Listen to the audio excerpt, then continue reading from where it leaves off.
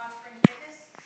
This is the first time anyone has shown in a healthy population of wild animals that there's such direct effects on offspring fitness.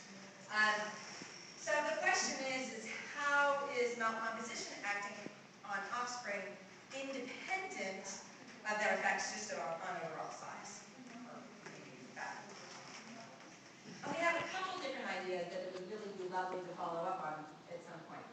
So first off, we know in hibernators that they must consume polyunsaturated fatty acids in order to survive hibernation. And it's entirely possible that when young are consuming a higher fat milk, they're getting more of these essential polyunsaturated fatty acids. The other hypothesis we have is it's been shown in primates when young consume a higher fat, or I should say a higher energy milk, they are more active at weaning.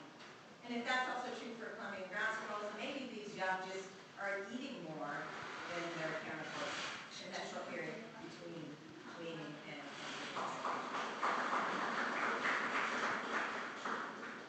okay, so now I'm going to move on to some of our work looking at calcium metabolism during regrowth. Okay, so during pregnancy and lactation, mothers are supplying their offspring with the nutrients they need for growth and development. And among the tissues that mothers must support the production of is offspring bone.